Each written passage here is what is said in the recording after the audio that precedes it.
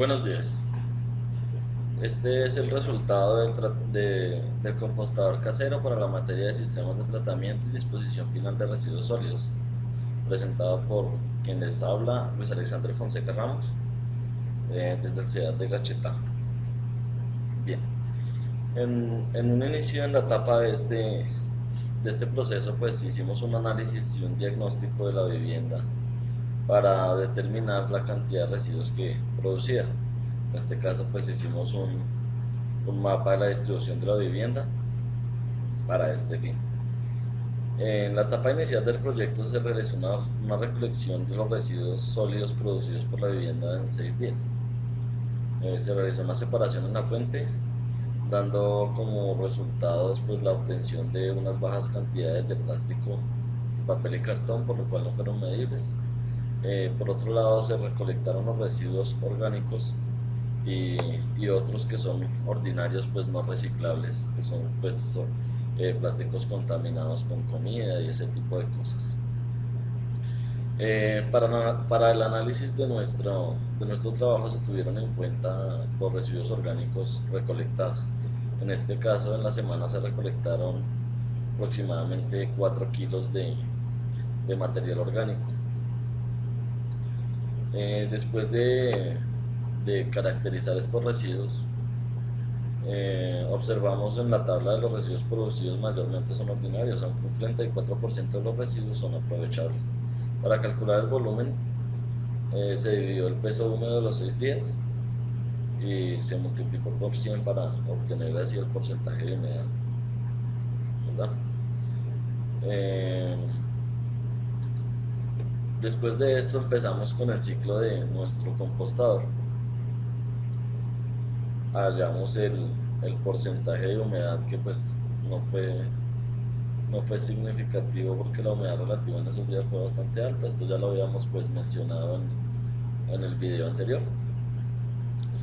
Para esta etapa sí es importante conocer que el diseño del compostador pues fue una idea de la guía que nos proponía ser creativos. Yo opté por una botella de plástico de 5 litros, la perforé y es un galón de 18 litros. La perforé y así podía obtener pues la aireación necesaria para el compost y también el escurrimiento de los lixiviados que se iban a presentar durante el proceso.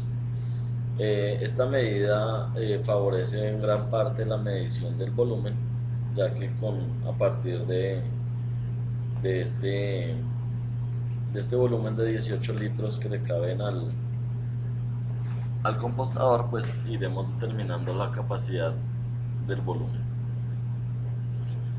En la puesta en marcha se pusieron los residuos como recomendación. La tutora me había dicho que yo cometí un error en la puesta en marcha, que fue no triturar los residuos, y esto lo hice pues en la primera semana como se registra en la bitácora. En esta tabla podemos ver el resumen de los resultados, el seguimiento que le hicimos. De estos resultados podemos obtener varias conclusiones.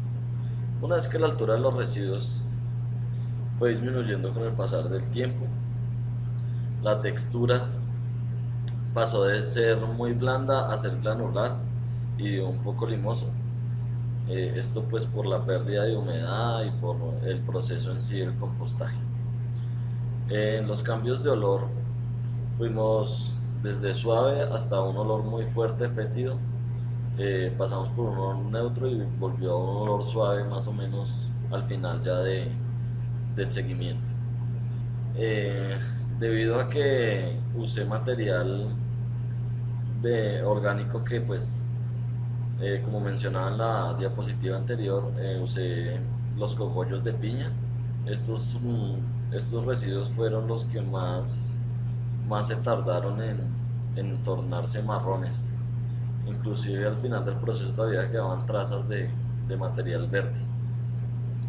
En la siguiente diapositiva podemos discutir los resultados que los puse pues en una gráfica para que pudiéramos tener en cuenta más claramente lo que pasó al transcurrir el tiempo con nuestro compost. En este caso, la altura de los residuos fue desde los 12 centímetros en el botellón, y se estabilizó por un periodo de unas 4 semanas, y después de la cuarta semana se vio una reducción importante en la altura de los residuos. Esto quiere decir que al ir descomponiéndose los residuos, pues van perdiendo volumen, debido a que anteriormente los residuos ocupaban una gran cantidad de aire que ya no está, y ahora está mucho más compacto. El peso también se ve significativamente reducido. Esto se debe a la pérdida de humedad, básicamente. El volumen de los residuos es proporcional a la altura, debido a que pues se compactaron y perdieron humedad. Entonces esto hace que, aunque la pérdida de volumen fue un poco más trascendente, ha sido más, digámoslo así, más pareja. En cuanto a los lixiviados, tan pronto se puso en marcha el compostador, en las primeras 2 semanas se evidenció presencia de lixiviados. Después de la tercera semana ya no hubo presencia de lixiviados, entonces empezamos a humectar el compost y a darle volteo para favorecer la aireación. Así lo demuestra la tabla de resultados. Los cambios de volumen en esta diapositiva es la evidencia del cambio abrupto de volumen que hubo inicialmente en la puesta en marcha. Ya aclaré que los residuos los trituré posteriormente, pero pues para efectos de cálculos no se tuvo en cuenta porque afectaban los cálculos iniciales. La producción de lixiviados en las 2 primeras semanas se evidenció, así como lo podemos ver aquí en la diapositiva. El tazón que usé para la recolección estaba inicialmente seco, y estos lixiviados los medí con un vaso que viene marcado con mililitros, los transvasé y así lo fui midiendo semana a semana, y cada vez que los medía pues ya los desechaba. La definición del proceso. El proceso que se evidenció fue una descomposición aerobia, debido a que los cambios de temperatura no tienen un impacto significativo. Adicional, el proceso se llevó a cabo en presencia de oxígeno y se estuvo volteando. Esto es similar al proceso de pilas de volteo que se usa convencionalmente, y es un proceso aerobio. La presencia de oxígeno favorece la acción de los microorganismos aerobios, y se realizó volteo constantemente para favorecer la aireación. Recordemos que la temperatura es estrechamente relacionada con la actividad microbiana. Esto pues se debe a que en presencia de oxígeno se favorece la reproducción de estas bacterias aerobias.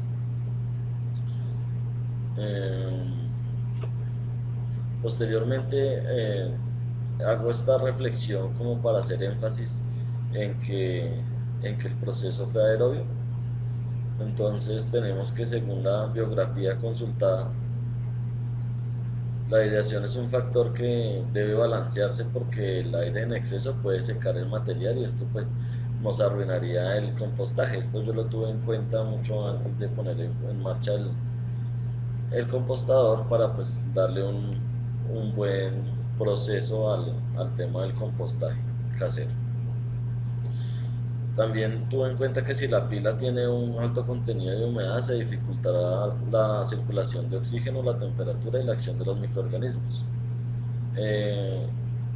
Investigando, sé que la humedad no debe superar, para que haya un buen compost, debe no escurrir por la mano cuando uno toma el compost. No tiene que estar húmedo siempre, pero no tiene que haber exceso de humedad, porque esto pues dañaría el proceso. La humedad debe fluctuar entre un 50 y el 60%. Por fuera del rango se generan condiciones aptas para el crecimiento de hongos y bacterias indeseables, aptas para la pérdida de nutrientes del compost. En este caso, esto también nos sirve para evidenciar que el compost que se realizó pues fue exitoso porque durante todo el proceso yo no vi la aparición de, de organismos indeseables ni digamos que hongos o moho, ese tipo de cosas no fueron presenciadas pues debido a que se tuvo como el carácter de tener siempre la humedad entre un 50 y un 60%, teniendo en cuenta el criterio que ya anteriormente mencioné, que es de que no escurra humedad a través de las manos cuando uno pone un poco de compost en la palma de la mano. Aquí podemos ver toda la etapa de lo que se realizó dentro del compost. Vemos que hay varias entradas y alguna de las salidas es la producción de bastante dióxido de carbono y exhala calor exhala calor el sistema. Y por otro lado también se evidencia cómo es la recolección de lixiviados. Vemos que en la parte baja también en esa parte pues en la parte cuando se recogen muchos lixiviados se ve la pérdida de nutrientes también, entonces es una salida del sistema. Por otro lado, las entradas, si sabemos que se produjeron microorganismos, hubo presencia de humedad y el oxígeno que favoreció el constante volteo. Eh, entonces ya vemos que la concentración dentro del compost está en nutrientes, lípidos, proteínas y aminoácidos, gases que se producen dentro del mismo sistema y el resultado final pues será el compost que será utilizado como abono orgánico fertilizante para nuestras plantas. En conclusión, podemos determinar que es una alternativa viable, dado que el beneficio ambiental obtenido en este experimento significa una reducción de la contaminación del suelo por materia orgánica. Una vez finalizado el proceso, pueden aprovecharse los nutrientes de manera óptima nuevamente. Es una alternativa también apropiada para reducir el impacto social que causa la acumulación de residuos orgánicos. En este tema pues se puede lograr prevenir epidemias y virus. Ahora, si bien tenemos claro que fue todo un éxito nuestro compost, si podemos analizar algunos beneficios que nos va a traer este nuevo abono que adquirimos, ¿cierto? Entonces este abono tiene las características de devolver los nutrientes a la tierra, de aportar los nutrientes nuevamente a las plantas. También es un controlador de erosión, ya que hace parte de la capa vegetal. Corrige la estructura del suelo, actúa como esponja para retener agua, libera poco a poco en beneficio de las plantas, recicla y reduce el volumen de desechos orgánicos para convertirlos en abono, sirve como antibiótico en contra de microorganismos, es decir que nos puede ayudar a prevenir enfermedades en las plantas. Ya sabemos pues que algunas de las enfermedades se controlan es con agroquímicos que eh, a cuentas largas pues va a ser un perjuicio para el ecosistema total porque pues lo que no aprovechan las plantas, lo que no se consumen las plantas de estos agroquímicos usados en la industria, van a parar al suelo, a las fuentes hídricas y nuevamente a los seres humanos causando enfermedades y epidemias y ese tipo de cosas. Entonces, si lográramos aprovechar bien el compost, este sería también uno de los beneficios hasta para la salud.